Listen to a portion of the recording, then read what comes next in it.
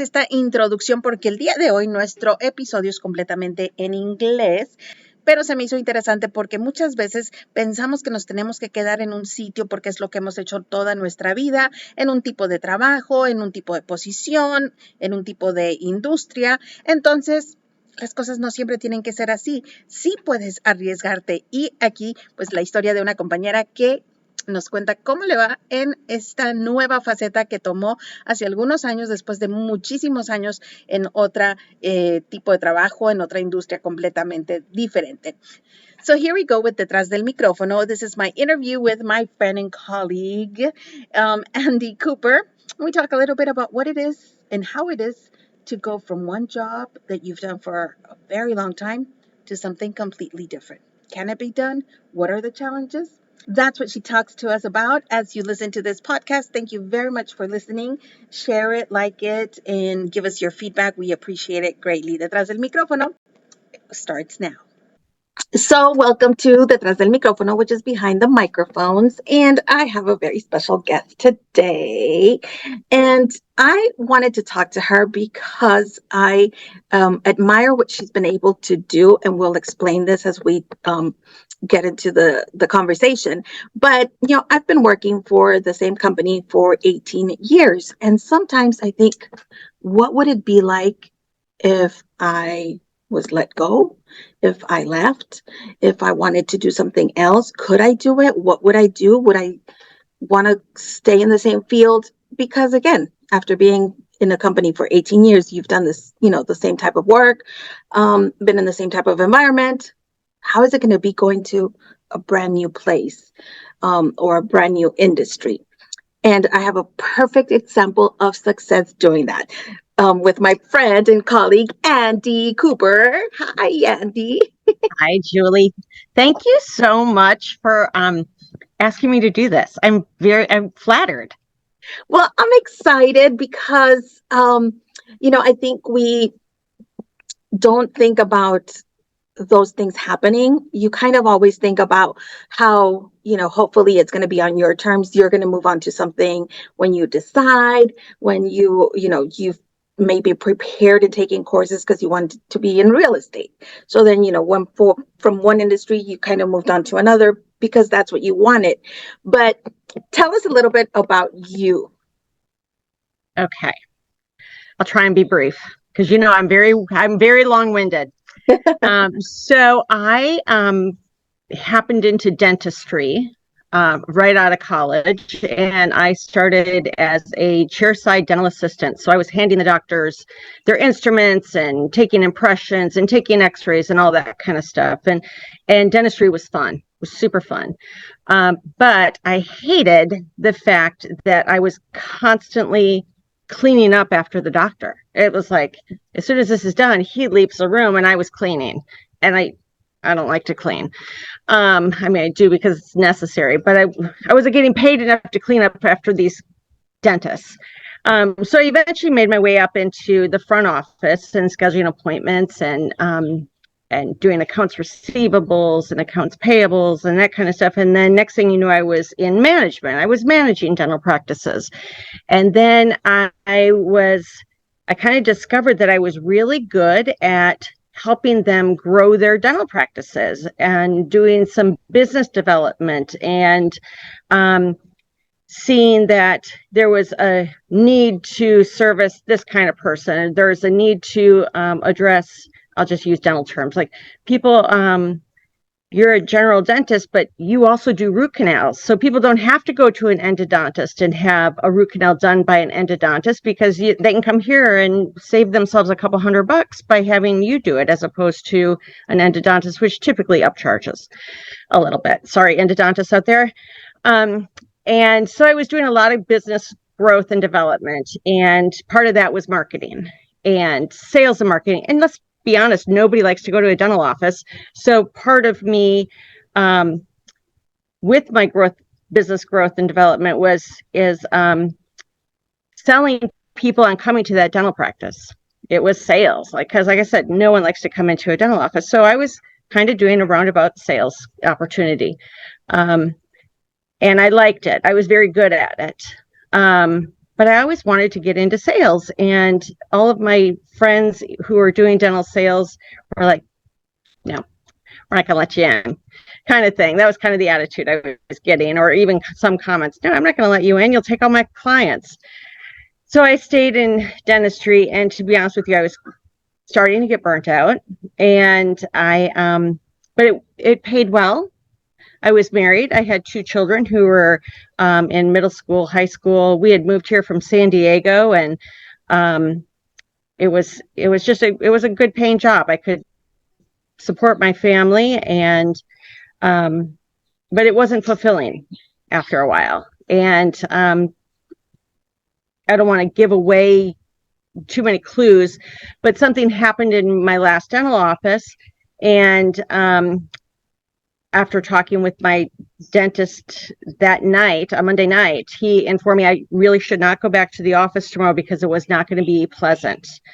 And so I was essentially let go. And I also was divorced, newly divorced. I had just bought a house. My kids one was in high school, one was just getting into college. And here I am going, oh my gosh, what am I going to do? I don't want to go back into dentistry, but I was afraid that I was going to have to, because that's what I did for 30 years. And it did pay the bills, but it wasn't really what I wanted to do. But that was always kind of plan B. And thankfully for me, at the last practice I was using Lale Radio to market to Central North Carolina's Hispanic community. And long story short, I met with the general manager, and she saw something in me. And I tell you all the time, I was so grateful for the opportunity, because it was the challenge I needed at the time. And now 4 years later, I'm still with Lale, and I love it. And she wins awards and, these kinds of things. But, so 30 years in dentistry. So you knew it backwards and forwards without being a dentist, basically. Exactly. One of my dentists who I love and I actually still see as a patient made me an honorary dental degree, because I would talk to patients on the phone and they would tell me what their symptoms were. And I would go back to him and I'd say, Mrs. Jones broke the mesiolingual cusp off and it's got a huge amalgam in there already. I think we're looking at a crown, if we can build up in crown. If not, you might have to extract it. We'll have to do a implant and then, put a crown on top of the implant. And 9 times out of 10, I was correct in my diagnosis just over the telephone. So I got this honorary dental degree. So yeah, I knew it. I knew dentistry. See, there you go. You learn things as you get involved in some area, some field for so long.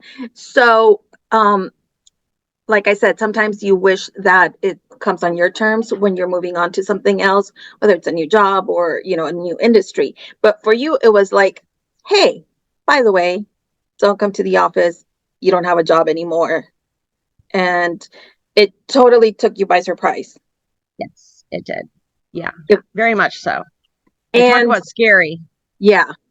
And so what were your thoughts at that moment? Like, one was obviously, am I going to go back into dentistry? What other things were you thinking at that moment? Well, I was honestly, for probably a week, I was frozen in fear. I had met Shirley on that Tuesday, right the day after I was told not to go to the office.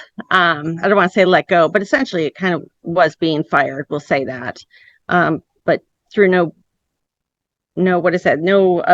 whatever. Anyhow, I had met Shirley on Tuesday, but for that entire week, I was just frozen in fear, and trying to assess my life. I mean, I had one child in college who thankfully was on scholarship for sports. So he really didn't have a lot of expenses.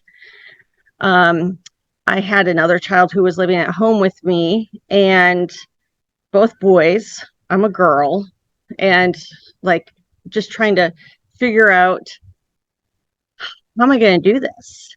What am I going to do? Why did this happen? Like, you have all these questions in your head, and um,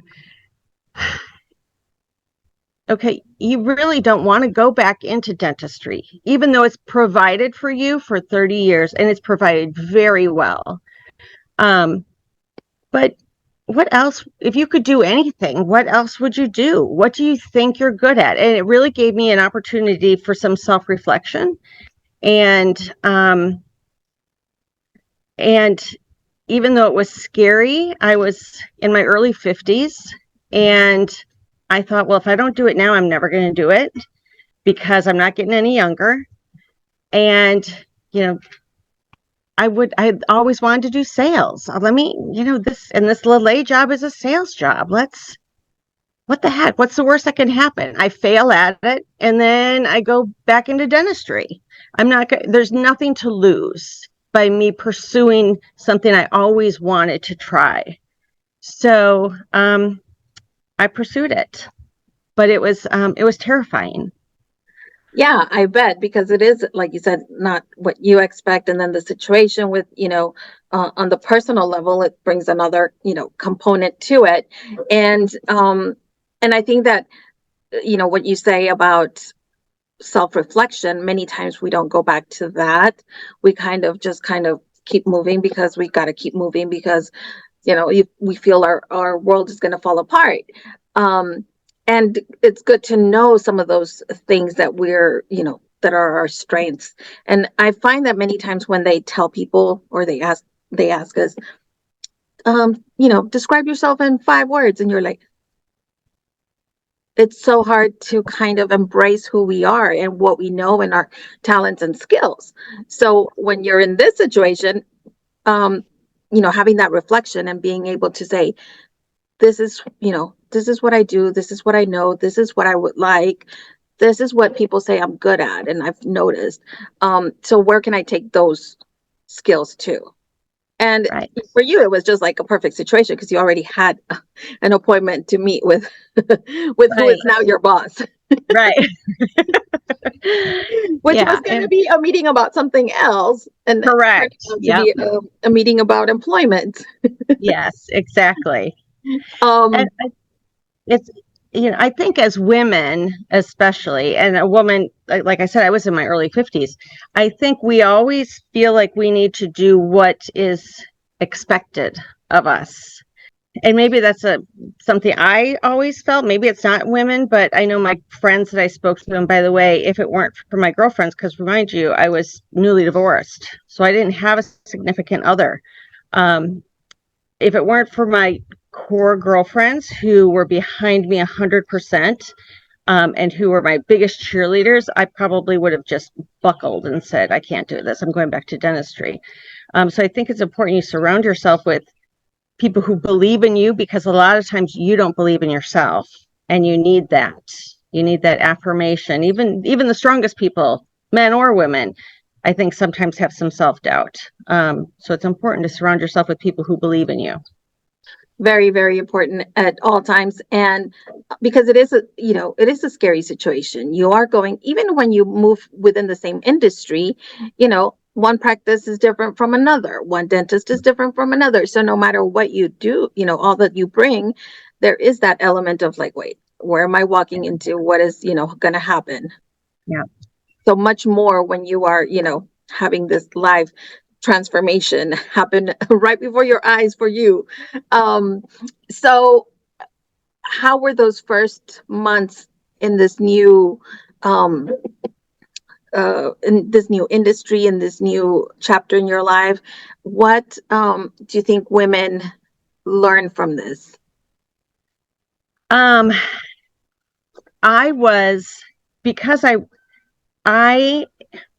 don't know if it's because I'm the firstborn in a family of 4 children. I don't know if it's because my mom was a strong woman and raised me to be a strong woman, but I was determined to not fail. I was given this opportunity by this woman who really doesn't know me, but she sees something in me. And I wanted to make her proud. But more importantly, I wanted to make my kids proud And I wanted to make myself proud. I was just like, you can't fail at this. So you have to give it 110%. And, give it 6 months. And if it works out, awesome. If it doesn't, at least when you look in the mirror, you can say to yourself, well, you know what? I tried. It didn't work out. It wasn't for me. It wasn't what I thought it was going to be. And that's all right. Now, what else am I going to do? But I think that was, I just wanted to be proud. And so I learned everything I could except for the language, which was a detriment, or I thought it would be a detriment. I really did, because I don't speak Spanish. I studied French for 6 years, but I'm currently studying it slowly but surely. But I was worried. I'm like, how am I going to sell Spanish radio ads? So I learned as much as I could about the Hispanic population. Fortunately for me, I moved from San Diego and I lived there for 18 years. So 20 minutes away from Tijuana. So I spent a lot of time in Mexico. So I understood a little bit about that. And even more importantly, my dad's sister, my Aunt Mary, was married to my Uncle Baldy, who is also Mexican. I've got Mexican cousins. I was in quinceañeras when I was, of that age. But there's always so much more you can learn. And so I spent the first 6 months, and even today, I'm continually learning things about my listeners.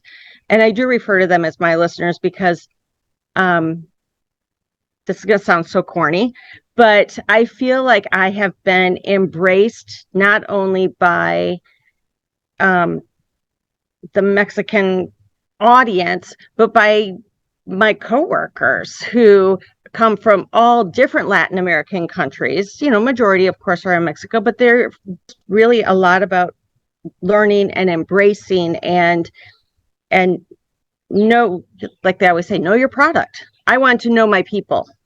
So that was really important. And that's what I did my first 6 months, probably.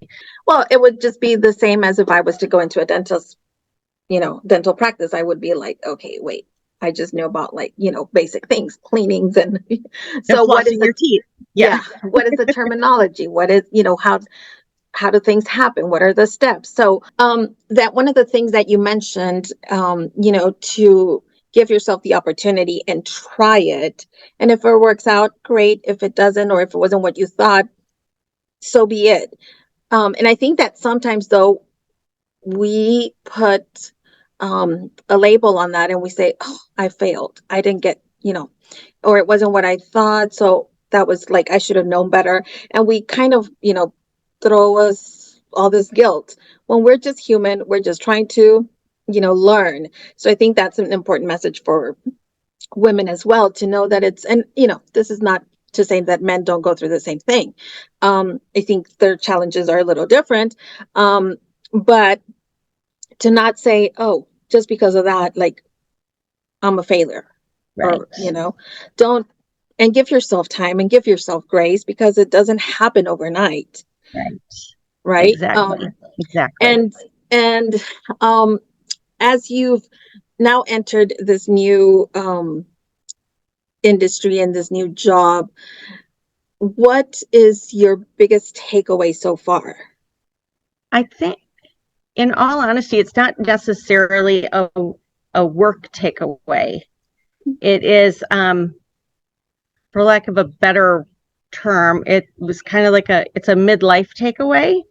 I had mentioned my mom before and how she's, a very confident, strong woman, and she raised my sister and myself to be that way. But I guess I think I'm like a lot of women, and I didn't necessarily believe in myself, which is kind of crazy because I was in school I was a good athlete. I was a great student. I mean, I have all these positive attributes, but I didn't believe in myself. I just didn't. And when I hit my 50s, I was forced to take a step back and go, well, why aren't I fabulous? Why can't I do this new job? What's stopping me? Why am I limiting myself? And so my biggest takeaway is, I wish I could remember that saying that's like, shoot for the stars, even if you miss, or shoot for the moon, even if you miss, you still land in the stars. I wish I could go back and tell my younger self, just do it. Just take chances. Just believe in yourself. That's probably my biggest takeaway. Just believe in yourself. And if you don't believe in yourself, if you're having a weak moment, surround yourself with people who do see your strength and do see your beauty and do see your capabilities and your intelligence and all of these things that make you you and make you so amazing. Because I think it's normal that we all kind of question ourselves and question our own self-worth, especially when you did just get divorced. Your kids are just leaving the nest. You did just get let go from a job. It's normal, I think, for you to question, God, what's wrong with me? My biggest takeaway is just don't be afraid. Don't be afraid. I mean, there's nothing to worry about. You're going to be okay. You've survived every bad day that you've had so far. And Right. That's something like I don't go to church as often as I should, or as often as I honestly would like to, but something always comes up, or I make excuses, let's be honest. But that's when I go to church, that's one of the things that I always seem to walk away with. God doesn't make mistakes, and I'm certainly not a mistake. I may make mistakes, but I'm still okay. I mean, He's going to help me through it. Right. He's got a bigger plan. Amen.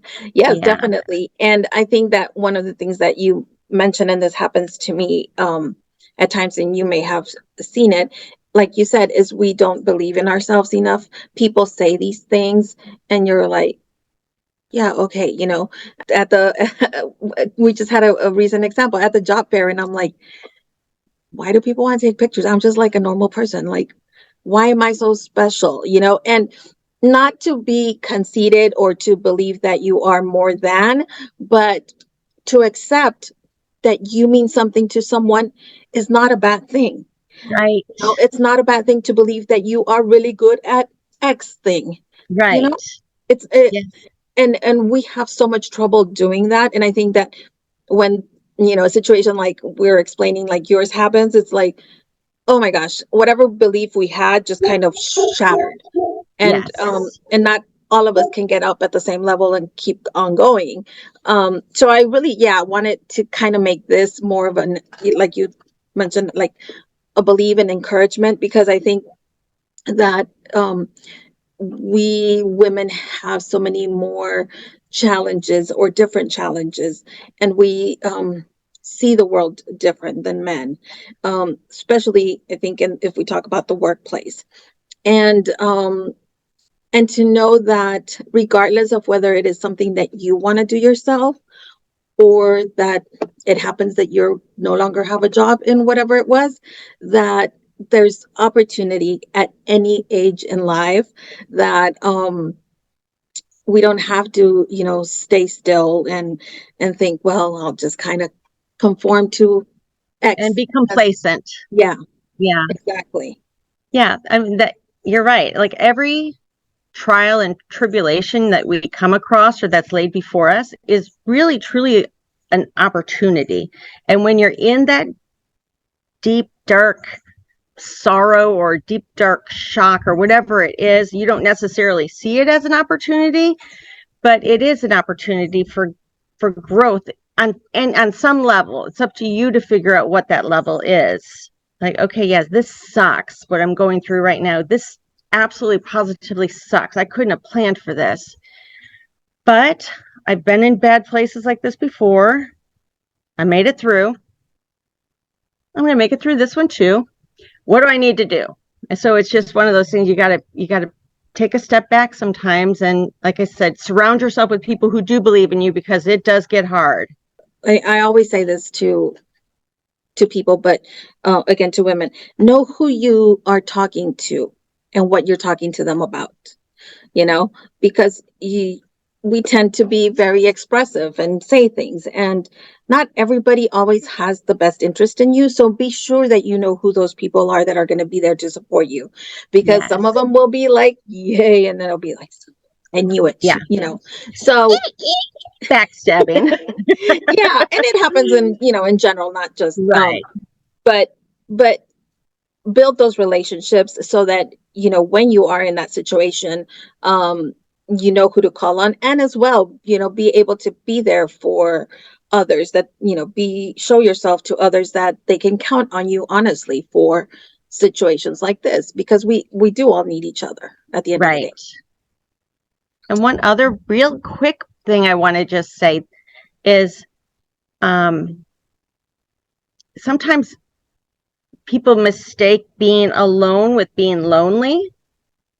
So I want to say to people, don't be afraid to be alone.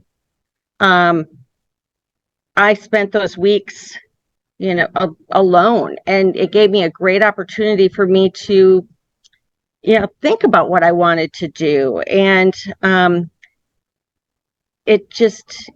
I think in our alone time is when we find a lot of growth within ourselves, and we're able to address things that when we're with other people and we're talking and we're laughing and we're having so much fun, or we're working, or like trying to finish a project, or so it's maybe not all that fun, but you're interacting with people. I don't think we are able to I think we just kind of go through the motions. Whereas a lot of time when you're home alone, or when you're in your car alone, for the 20-minute drive into work, that alone time can be very renewing, because you do get to think in the quiet, when you do get to be a little more introspective, and figure out who you are and what you want, and how you're going to make yourself happy. Exactly. Yeah. But you do have to surround yourself with good friends. I will say that. Yeah. I couldn't have survived without my good friends. No, yeah. I think it's smart to always listen to ourselves. Like you said, one thing is being alone, and you do need that time, because, you just got all this input from your support group, and now you need to process it. Right. You can't just go with, like, the support group says, and then just go with it. You need to be able to process it, so that alone time gives you that opportunity to be like, okay, wait, let's sit back, let's write it down, let's whatever it is that you need to do for yourself, so that it starts to take you to the direction that is best for you. That was hard for me, though. I mean, I don't know if it's hard for you I don't know if I've ever asked anybody this, but because I had been married for 28 years, or been with my ex-husband for 28 years, I always equated someone who was alone as being lonely. And so I was afraid to be alone. But now I realize just how great being alone is, and how much I need it. Not always, because then you would be lonely, but I didn't know the difference when I was in this comfortable job for 30 years, comfortable marriage for many years, my role as a mother. I just assumed if you were alone, you were lonely, and that's so not the case. And it's very easy to get them confused, and it's very easy to fall into one or the other. So, I think, loneliness is something that you do need to be on the lookout for, because it's not healthy. Being alone is okay. Again, just like everything, you can't be laughing all day, you can't be crying all day, you can't be alone all day, you can't, or throughout your life. But yeah, I think it's one of those, kind of gray areas where people kind of, and we tend to assume many times what the person is without really asking what, yes, are you lonely, or do you just like, being alone? And that simple question could, change somebody's life completely. But she's got to go get and sell, because if not, Right. I've got things to do, people to see, money to make. and let's just say she has been very successful. She is, again, I love to see how, yeah, again, because I've been in this industry my entire professional life, it kind of is sort of the same. But just to see Andi go, and she's always got questions. She wants to make sure she's doing the right thing. She gets dressed up and goes and sees her clients, and she's excited, and she smiles even at the ones that are not as nice. And you know who you are, guys. And that's what it takes, because not everyone's going to like you. Not everyone's going to be nice. Not everything is going to be peachy. And you got to focus on you. So she focuses on, hey, I got to make the sale. I got to get my commission. I got to make my money. I got to, take my trip. So I will just, be deaf to that. You are who you are. I'm not going to change you, Mr. Client or Miss Client, and move on. And I think sometimes people, for many reasons, also get discouraged. So don't get discouraged. Think about you first. Believe in yourself, like Andi said, and know that it is possible. And surround yourself with good people and ask questions. And honestly, my LA team, I don't think I would have been nearly as successful if I wasn't working for LA Radio. If I was working for broadcasting, I don't think I would have been as happy or as successful. I really feel like it's the people you surround yourself that help you. And I've surrounded myself with some amazing people. So, and you. That's you, Julie. Well, I think that, both Shirley and I as women recognize that unity is important. We're going to come to this place and work here, for however many hours, how many years, whatever. So you might as well make it a good place. We spend so much time at work, and I honestly don't know how people make it in jobs that they detest and still are there every single day. Because I love my job, but sometimes I hate it. And it wouldn't be the same if I wasn't surrounded by the environment that lets me, be who I am, make mistakes, celebrate our triumphs. And, we're very fortunate because, yes, not every company has that. But again, if maybe you are in a position to be that change, and it doesn't have to be necessarily management, it's just like human nature.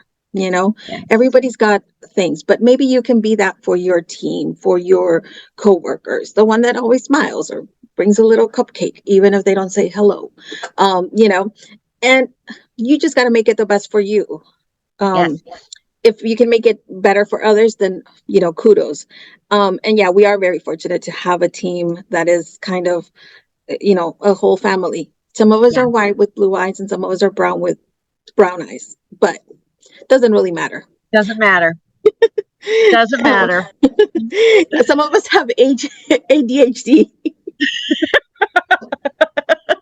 We will leave that person unnamed, so you can all sit there and wonder if we're talking about you. But that is a kind of environment that we've created, where we would probably be getting in trouble in another company if we mentioned that, with HR. But we have been able to build that within us. So, Andi, thank you for taking the time to talk to me, and hopefully this helps women know that they can thrive, they can survive, they can make that change.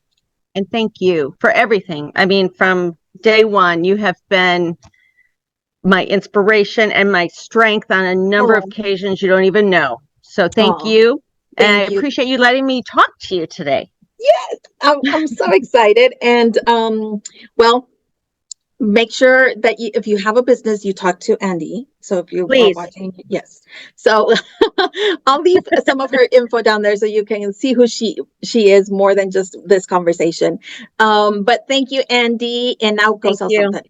All right. Bye. Have a good day.